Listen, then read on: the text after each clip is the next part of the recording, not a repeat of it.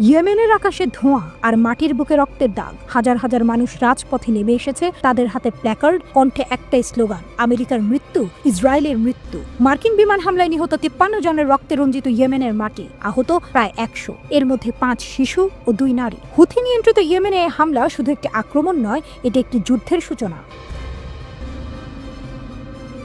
Houthi বিদ্রোহীরা লোহিত সাগরে মার্কিন জাহাজের বিরুদ্ধে ক্ষেপণাস্ত্র নিক্ষেপ করছে। তাদের লক্ষ্য আমেরিকার আধিপত্যকে চ্যালেঞ্জ করা। সোমবার তারা দাবি করেছে 24 ঘন্টার মধ্যে 2টি ক্ষেপণাস্ত্র ও ড্রোন হামলা চালিয়েছে। এর মধ্যে মার্কিন বিমানবাহী জাহাজ USS হ্যারি এস ট্রুম্যানও লক্ষ্যবস্তু ছিল, যদিও ওয়াশিংটন এই দাবি নিশ্চিত করেনি। সানার রাজপথে উত্তাল বিক্ষোভ। রাজধানী সানায় বিশাল সমাবেশ, মানুষ এসেছে অ্যাসল্ট রাইফেল হাতে। তাদের কণ্ঠে একটাই বার্তা, আমরা ভয় পাই না, সাদা ধামার হোদেইদা আমরান। সারা ইয়েমেন জুড়ে একই দৃশ্য, মার্কিন হামলার প্রতিবাদে ফুঁসছে ইয়েমেনের মানুষ। ওয়াশিংটনের দাবি, হুথিরা লোহিত সাগরে জাহাজ আক্রমণ চালাচ্ছে। ইরানের সমর্থনে তারা আন্তর্জাতিক শিপিং লাইনকে হুমকির মুখে ফেলেছে, তাই এই হামলা। কিন্তু ইয়েমেনের মানুষের কাছে এটি শুধুই আগ্রাসনের নতুন অধ্যায়। মার্কিন প্রেসিডেন্ট ডোনাল্ড ট্রাম্প সোমবার সতর্ক করেছেন, ইরান যদি হুথিদের আরও হামলা চালাতে সাহায্য করে তাহলে তাদের ভয়াবহ পরিণতি ভোগ করতে হবে। কিন্তু ইয়েমেনের মানুষ ট্রাম্পের এই হুঁশিয়ারিকে পাত্তা দিচ্ছে না। তাদের কাছে হুথিরাই এখন প্রতিরোধের প্রতীক। মার্কিন কর্মকর্তারা বলছেন, এই হামলা ইরানের প্রতি একটি স্পষ্ট বার্তা। কিন্তু ইরান কি ভয় পাচ্ছে?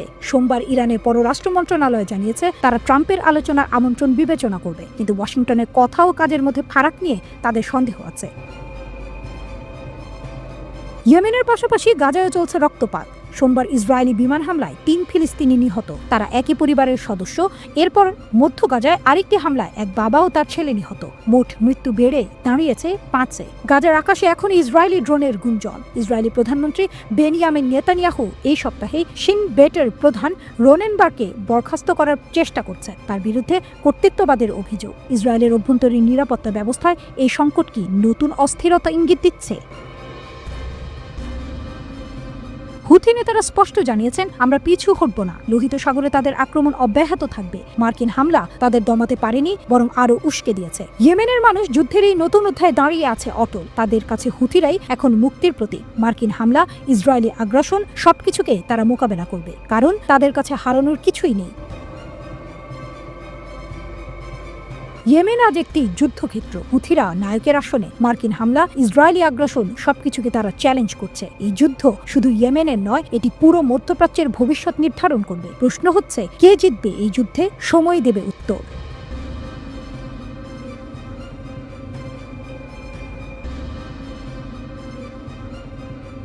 ইয়েমেনের আকাশে ধোঁয়া আর মাটির বুকে রক্তের দাগ। হাজার হাজার মানুষ রাজপথে নেমে এসেছে, তাদের হাতে প্ল্যাকার্ড, কণ্ঠে একটাই স্লোগান, আমেরিকার মৃত্যু, ইসরায়েলের মৃত্যু। মার্কিন বিমান হামলায় নিহত 53 জনের রক্তে রঞ্জিত ইয়েমেনের মাটি, আহত প্রায় 100, এর মধ্যে 5 শিশু ও 2 নারী। হুথি নিয়ন্ত্রিত ইয়েমেনে এই হামলা শুধু একটি আক্রমণ নয়, এটি একটি যুদ্ধের সূচনা। হুথি বিদ্রোহীরা লোহিত সাগরে মার্কিন জাহাজের বিরুদ্ধে ক্ষেপণাস্ত্র নিক্ষেপ করছে। তাদের লক্ষ্য আমেরিকার আধিপত্যকে চ্যালেঞ্জ করা। সোমবার তারা দাবি করেছে 24 ঘন্টার মধ্যে 2টি ক্ষেপণাস্ত্র ও ড্রোন হামলা চালিয়েছে। এর মধ্যে মার্কিন বিমানবাহী জাহাজ USS হ্যারি এস ট্রুম্যানও লক্ষ্যবস্তু ছিল, যদিও ওয়াশিংটন এই দাবি নিশ্চিত করেনি। সানার রাজপথে উত্তাল বিক্ষোভ। রাজধানী সানায় বিশাল সমাবেশ, মানুষ এসেছে অ্যাসল্ট রাইফেল হাতে। তাদের কণ্ঠে একটাই বার্তা, আমরা ভয় পাই না, সাদা ধামার হোদেইদা আমরান। সারা ইয়েমেন জুড়ে একই দৃশ্য, মার্কিন হামলার প্রতিবাদে ফুঁসছে ইয়েমেনের মানুষ। ওয়াশিংটনের দাবি, হুথিরা লোহিত সাগরে জাহাজ আক্রমণ চালাচ্ছে। ইরানের সমর্থনে তারা আন্তর্জাতিক শিপিং লাইনকে হুমকির মুখে ফেলেছে, তাই এই হামলা। কিন্তু ইয়েমেনের মানুষের কাছে এটি শুধুই আগ্রাসনের নতুন অধ্যায়। মার্কিন প্রেসিডেন্ট ডোনাল্ড ট্রাম্প সোমবার সতর্ক করেছেন, ইরান যদি হুথিদের আরও হামলা চালাতে সাহায্য করে তাহলে তাদের ভয়াবহ পরিণতি ভোগ করতে হবে। কিন্তু ইয়েমেনের মানুষ ট্রাম্পের এই হুঁশিয়ারিকে পাত্তা দিচ্ছে না। তাদের কাছে হুথিরাই এখন প্রতিরোধের প্রতীক। মার্কিন কর্মকর্তারা বলছেন, এই হামলা ইরানের প্রতি একটি স্পষ্ট বার্তা। কিন্তু ইরান কি ভয় পাচ্ছে? সোমবার ইরানের পররাষ্ট্র মন্ত্রণালয় জানিয়েছে তারা ট্রাম্পের আলোচনার আমন্ত্রণ বিবেচনা করবে, কিন্তু ওয়াশিংটনের কথা ও কাজের মধ্যে ফারাক নিয়ে তাদের সন্দেহ আছে। ইয়েমেনের পাশাপাশি গাজায় চলছে রক্তপাত। সোমবার ইসরায়েলি বিমান হামলায় ৩ ফিলিস্তিনি নিহত, তারা একই পরিবারের সদস্য। এরপর মধ্য গাজায় আরেকটি হামলায় এক বাবা ও তার ছেলে নিহত। মোট মৃত্যু বেড়ে দাঁড়িয়েছে ৫-এ। গাজার আকাশে এখন ইসরায়েলি ড্রোনের গুঞ্জন। ইসরায়েলি প্রধানমন্ত্রী বেনিয়ামিন নেতানিয়াহু এই সপ্তাহে শিন বেটের প্রধান রোনেনবার্গকে বরখাস্ত করার চেষ্টা করছেন। তার বিরুদ্ধে কর্তৃত্ববাদের অভিযোগ। ইসরায়েলের অভ্যন্তরীণ নিরাপত্তা ব্যবস্থায় এই সংকট কি নতুন অস্থিরতা ইঙ্গিত দিচ্ছে? হুথি নেতারা স্পষ্ট জানিয়েছেন, আমরা পিছু হটব না। লোহিত সাগরে তাদের আক্রমণ অব্যাহত থাকবে। মার্কিন হামলা তাদের দমাতে পারেনি, বরং আরও উস্কে দিয়েছে। ইয়েমেনের মানুষ যুদ্ধের এই নতুন অধ্যায়ে দাঁড়িয়ে আছে অটল। তাদের কাছে হুথিরাই এখন মুক্তির প্রতীক। মার্কিন হামলা, ইসরায়েলি আগ্রাসন সবকিছুকে তারা মোকাবেলা করবে, কারণ তাদের কাছে হারানোর কিছুই নেই। ইয়েমেন আজ একটি যুদ্ধক্ষেত্র। হুথিরা নায়কের আসনে। মার্কিন হামলা, ইসরায়েলি আগ্রাসন সবকিছুকে তারা চ্যালেঞ্জ করছে। এই যুদ্ধ শুধু ইয়েমেনের নয়, এটি পুরো মধ্যপ্রাচ্যের ভবিষ্যৎ নির্ধারণ করবে। প্রশ্ন হচ্ছে, কে জিতবে এই যুদ্ধে? সময় দেবে উত্তর।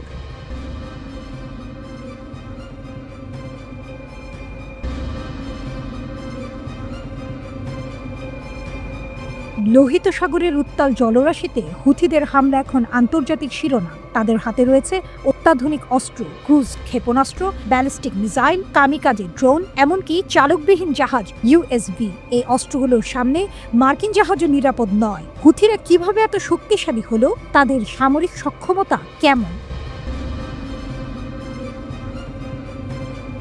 হুথিদের অস্ত্র ভান্ডার কি কি আছে তাদের হাতে? ক্রুজ ক্ষেপণাস্ত্র ৮০ থেকে ৩০০ কিলোমিটার দূরত্বে আঘাত হানতে সক্ষম। সায়াদ ও সেজিল মিসাইল তাদের প্রধান হাতিয়ার। ব্যালিস্টিক মিসাইল ৩০০ কিলোমিটার দূর থেকে লক্ষ্যভেদ করে। দ্রুতগতির এই মিসাইল শনাক্ত করাও কঠিন। কামিকাজে ড্রোন, কাসিফ ড্রোন ও সামাথ যুদ্ধ বিমান, এগুলো সস্তা, সহজলভ্য এবং ধ্বংসাত্মক। চালকবিহীন জাহাজ ইউএসভি পানিতে ভেসে থাকা জাহাজে আঘাত করে ডুবিয়ে দেয়। এটি হুথিদের নতুন সক্ষমতা।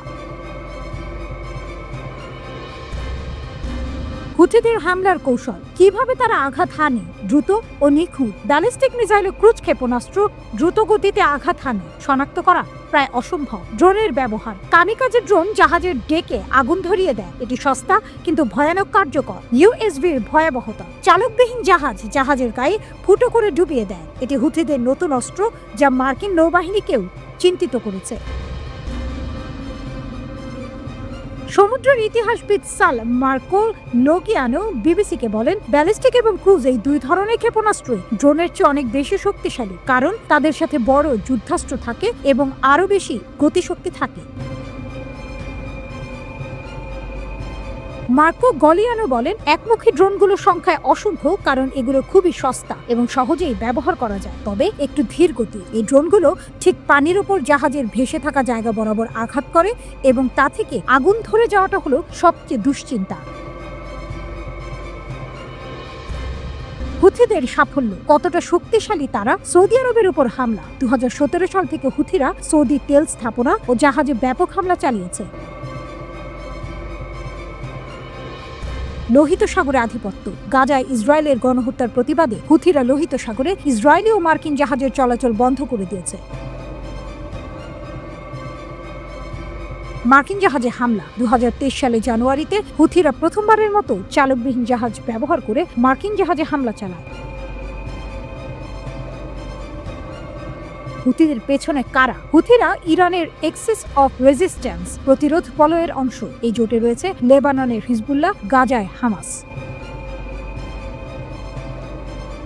ইরান হুথিদের অস্ত্র, প্রশিক্ষণ ও আর্থিক সহায়তা দিচ্ছে। ২০২৩ সালে যুক্তরাজ্য জাতিসংঘে প্রমাণ উপস্থাপন করেছে যে হুথিদের ক্ষেপণাস্ত্র ইরান থেকে চোরাচালান করা হয়েছে।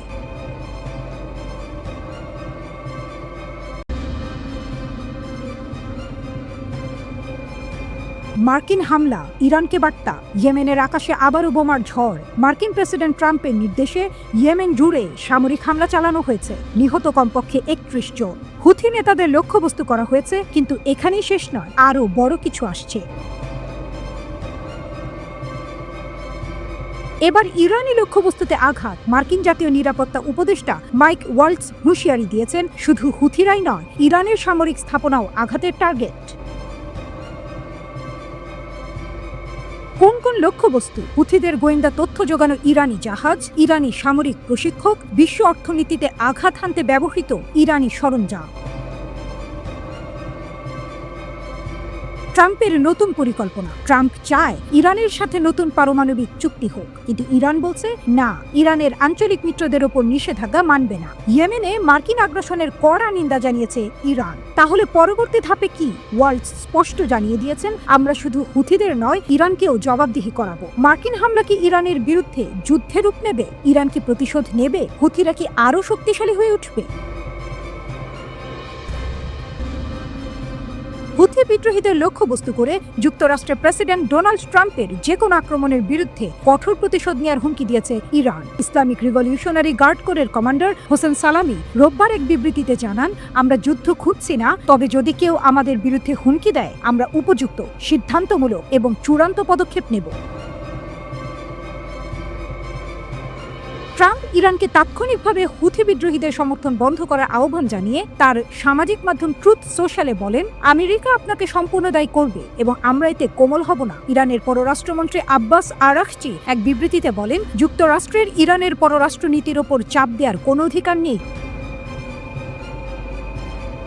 হুথি বিদ্রোহীরা ইরান থেকে আর্থিক এবং সামরিক সহায়তা পায়। তারা ইরানের প্রতিরোধ অক্ষ এর অংশ, যা ইসরায়েলের বিরোধী অঞ্চলের সশস্ত্র গোষ্ঠীগুলোর জোটের অন্যতম দল। এই জোটের মধ্যে হামাস এবং হিজবুল্লাহ রয়েছে। মার্কিন যুক্তরাষ্ট্রের হামলার পর যা যা ঘটতে পারে, ইরান সরাসরি পাল্টা হামলা চালাতে পারে, হুথিরা আরও শক্তিশালী হয়ে উঠতে পারে, মধ্যপ্রাচ্যে আরও বড় যুদ্ধের সম্ভাবনা, বিশ্ববাজারে তেলের দাম বাড়তে পারে।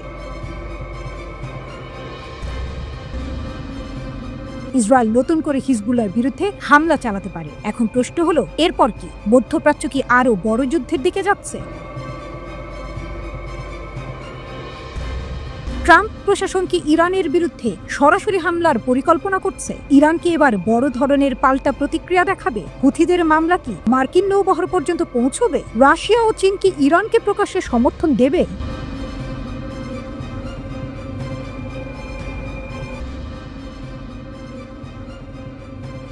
বিশ্বের ক্রসরোডে দাঁড়িয়ে থাকা এক রহস্যময় শক্তি ইরান। 2000 বছরের ইতিহাসে এই দেশটি বারবার প্রমাণ করেছে, শুধু ভৌগোলিক সুবিধাই নয়, এর পেছনে রয়েছে গভীর রাজনৈতিক কৌশল ও অসাধারণ সামরিক বুদ্ধিমত্তা। ইরানের রহস্য কোথায় লুকিয়ে, কিভাবে এটি বিশ্ব রাজনীতির কেন্দ্রবিন্দুতে পরিণত হলো? আসুন ডুব দিই ইরানের ইতিহাস ও বর্তমানের গভীরে। ভৌগোলিক শ্রেষ্ঠত্ব। বিশ্বের কেন্দ্রে ইরান। ইরান বিশ্বের প্রাচীন সভ্যতার অন্যতম অংশ। প্রায় 500 বছর ধরে একীভূত ভূখণ্ডে বিরাজমান এই দেশটি ইউরোপ, আফ্রিকা ও এশিয়ার সংযোগস্থলে অবস্থিত। এর ভৌগোলিক অবস্থান এটিকে আন্তর্জাতিক রাজনীতি ও অর্থনীতির কেন্দ্রবিন্দুতে পরিণত করেছে। সীমান্তের রক্ষা কবচ। ইরানের 7টি দেশের সঙ্গে সীমান্ত রয়েছে। পূর্বে পাকিস্তান, আফগানিস্তান, তুর্কমেনিস্তান এবং পশ্চিমে ইরাক, তুরস্ক, আর্মেনিয়া ও আজারবাইজান। এই বিস্তৃত সীমান্ত ইরানকে কৌশলগতভাবে অত্যন্ত গুরুত্বপূর্ণ করে তুলেছে। হরমুজ প্রণালী, বিশ্ব অর্থনীতির হৃদয়। ইরানের দক্ষিণে অবস্থিত হরমুজ প্রণালী পৃথিবীর অন্যতম গুরুত্বপূর্ণ স্থান। এখান দিয়ে বিশ্বের 20% তেল ও গ্যাস সরবরাহ হয়। ইরান যদি তার নৌবাহিনী ব্যবহার করে এই প্রণালী বন্ধ করে দেয়, তবে বৈশ্বিক অর্থনীতি মারাত্মকভাবে ক্ষতিগ্রস্ত হবে। যুদ্ধের মাঠে ইরানের কৌশলগত শ্রেষ্ঠত্ব। ইরান শুধু ভৌগোলিকভাবে নয়, সামরিক কৌশলেও অনন্য। 1980 সালে ইরাকের আক্রমণে ইরান প্রতিরোধ করতে সক্ষম হয়। ইরানের পাহাড়ি অঞ্চল আক্রমণকে কঠিন করে তুলেছিল এবং ইরাকের সেনাবাহিনী 2 বছর চেষ্টা করেও মূল ইরানি শহরগুলোর দখল নিতে ব্যর্থ হয়। প্রাকৃতিক সুরক্ষা। ইরানের উত্তর ও দক্ষিণে বিশাল পর্বতশ্রেণী রয়েছে, যা দেশটিকে প্রাকৃতিকভাবে সুরক্ষা দেয়। এছাড়া ইরান বিশ্বের তেল ও গ্যাসের 15% রিজার্ভের অধিকারী, যা এর অর্থনৈতিক শক্তিকে বাড়িয়ে তুলেছে।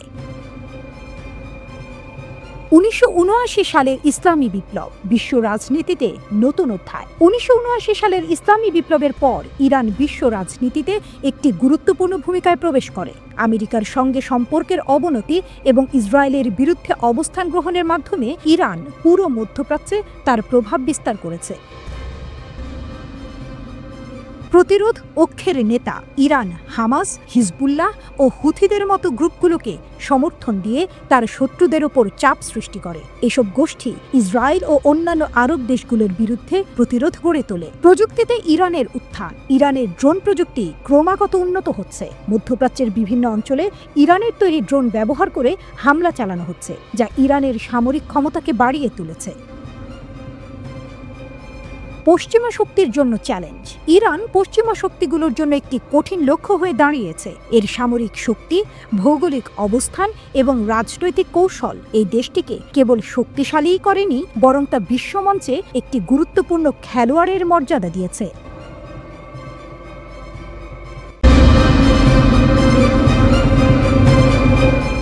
বিজিবি, র্যাব এবং ডিজিএফআই আর আনসার বাহিনীর নানা স্পর্শকাতর বিষয় এবার সামনে আনলেন সেনাবাহিনীর সাবেক প্রধান জেনারেল ইকবাল করিম ভূঁইয়া।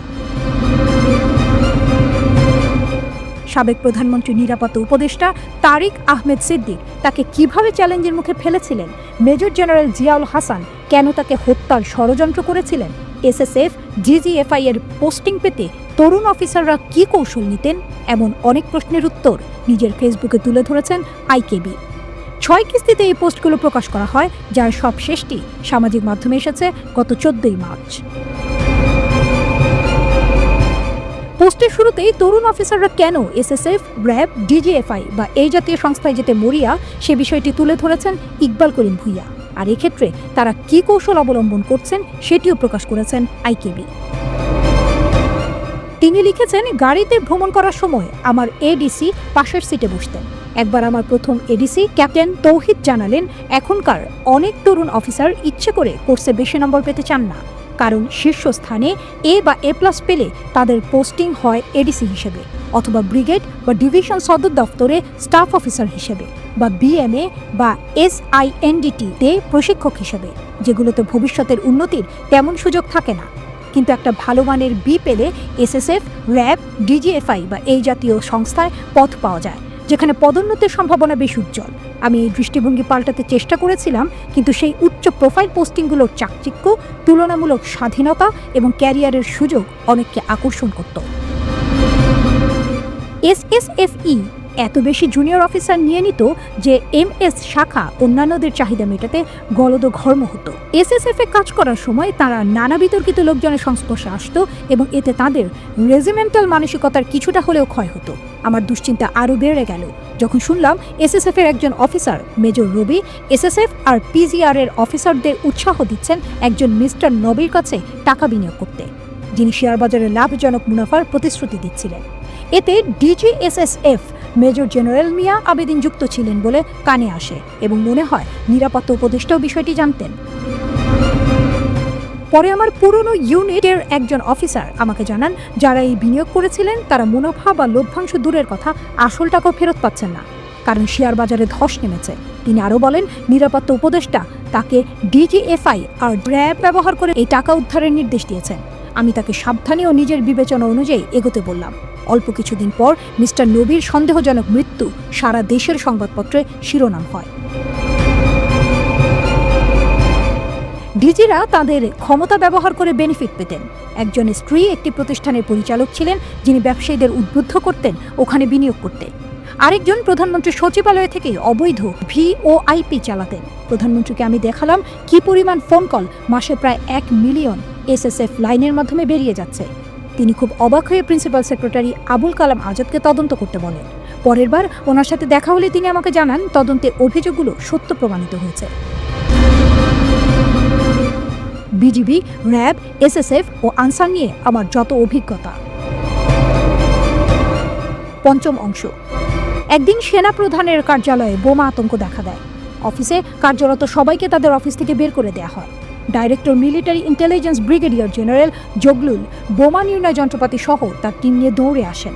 পরবর্তী আধা ঘন্টা অফিসটিতে তন্ন তন্ন করে বোমা খোঁজা হয়। আমাদের ভাগ্য প্রসন্ন যে কোনো বোমার অস্তিত্ব মেলেনি এবং একটা লম্বা অপেক্ষার পর বিল্ডিংটিকে বোমামুক্ত ঘোষণা করা হয়। আমি জগলুলকে জিজ্ঞেস করলাম কি হয়েছে। জগলুল জানালেন তিনি তার এক অফিসার মেজর সুমনের কাছ থেকে জানতে পেরেছেন যে কর্নেল জিয়াকে আমাকে হত্যা করার নির্দেশ দেওয়া হয়েছে। শুনে আমার মেরুদণ্ড দিয়ে একটা শীতল স্রোত বয়ে যায় এবং সিদ্ধান্ত নেই যে এখন থেকে আমাকে আরও বেশি সতর্ক থাকতে হবে, বিশেষ করে এক জায়গা থেকে আরেক জায়গায় যাওয়ার সময়। ব্রিগেডিয়ার জেনারেল জগলুলও আমার নিরাপত্তার জন্য অন্যান্য আনুষঙ্গিক ব্যবস্থা গ্রহণ করেন। বিশেষ করে প্রতি সকালে আমার অফিস ও বাসা পুঙ্খানুপুঙ্খভাবে সার্চ করার ব্যবস্থা করা হয়। আমি এরপর ফরমেশন অফিসারদের এবং বিভিন্ন প্রশিক্ষণ প্রতিষ্ঠানে প্রশিক্ষণার্থীদের উদ্দেশ্যে দেওয়া বক্তব্যে এসব অপারেশন বা ক্রস ফায়ারের বর্বরতা ও এতে জড়িতদের সম্ভাব্য পরিণাম সম্পর্কে সরাসরি বলতে শুরু করি। বিশেষ করে প্রশিক্ষণ প্রতিষ্ঠানে কোর্সে আসা অনেক অফিসারকে একসঙ্গে সতর্ক করার সুযোগ পাই। তবু দেশ জুড়ে পত্রিকায় ক্রস ফায়ারের খবর আসতে থাকায় আমি বিরক্ত হয়ে উঠি। এক পর্যায়ে সিদ্ধান্ত নেই র্যাব, ডিজিএফআই আর বিজিবিতে আর কোনো অফিসারকে পোস্টিং দেব না। বিজিবি মেজর জেনারেল আজিজ ও কর্নেল জিয়া প্রধানমন্ত্রী সচিবালয়ে অভিযোগ করেন এবং নিরাপত্তা উপদেষ্টাকে এই ব্যাপারে হস্তক্ষেপ করতে বলেন। ডিজিএফআই মেজর জেনারেল আকবর বারবার অনুরোধ করলে শেষ পর্যন্ত আমি নিজে একটি 10 থেকে 12 জনের অফিসার দলের তালিকা তৈরি করে তাকে দিই। এদিকে কর্নেল জিয়া আরও লবিং নিরাপত্তা উপদেষ্টা MSPM আর নিজের কোর্সমেট AMSPM এর সহায়তায় আমার DMI-কে অপসারণ করেন, কারণ তিনি ভাবতেন DMI আমাকে তার বিরুদ্ধে খেপিয়ে তুলেছে। স্বাভাবিক নিয়মে সেনাপ্রধানই DMI আর COASE নিয়োগ দেন, কিন্তু আবার আপত্তি সত্ত্বেও DMI-কে সরিয়ে দেওয়া হয়, যা আমাকে যথেষ্ট অপমানিত করে। তবে COASE ব্রিগেডিয়ার জেনারেল ফজলেলকে আমার তীব্র বিরোধিতার মুখে সরাতে ব্যর্থ হয়। পরবর্তীতে মিস্টার বেনজির স্বয়ং আমার কাছে আসেন এবং র্যাব চালাতে আমার সহায়তা চান, কিন্তু আমি তাকে অফিসার দেওয়ার কোনো নিশ্চয়তা দিইনি। MSPM আমাকে কয়েকবার ফোন করে জানান যে প্রধানমন্ত্রী র্যাব, বিজিবি আর ডিজিএফআইতে আরও অফিসার যাচ্ছেন। আমি আমার সিদ্ধান্তে অনড় থাকি। চট্টগ্রামের হোটেল রেডিসন উদ্বোধনের সময় প্রধানমন্ত্রী স্থানীয় পুলিশের সঙ্গে কথা বলার এক পর্যায়ে আমাকে ডেকে বলেন র্যাবে আরও জুনিয়র অফিসার বদলে দিতে। আমি বুঝিয়ে বলি PGR, SSF, ডিজিএফআই, বিজিবি সবখানে ইতিমধ্যে এত অফিসার দেওয়া হয়েছে যে এই মুহূর্তে অতিরিক্ত অফিসার দেওয়ার মতো অবস্থা সেনাবাহিনীর নেই। তিনি জোরাজুরি করলেও আমি আমার অবস্থানে শেষ পর্যন্ত অটল থাকি। আজকে আমরা এমন একটা অবস্থানে এসে দাঁড়িয়েছি যে র্যাব সম্পর্কে জরুরি সিদ্ধান্ত নেওয়া বাঞ্ছনীয়। আমি সেনাপ্রধানকে অনুরোধ করব যেন তিনি এই প্রতিষ্ঠানটিকে ভেঙে দেওয়ার জন্য সরকারের কাছে সুপারিশ করেন। সেটি সম্ভব না হলে সামরিক অফিসারদের র্যাব থেকে যেন স্থানীয়ভাবে প্রত্যাহার করে নিয়ে আসেন। এটি করার জন্য বর্তমান সেনাপ্রধানের যে স্বাধীনতা তৈরি হয়েছে, আগের কোনো সেনাপ্রধানের তা ছিল না। তার এই নতুন লব্ধ অবস্থানের জন্যই তাকে অনুরোধ করছি তিনি যেন আমরা যে কাজটি করতে পারিনি সেটি সম্পূর্ণ করেন।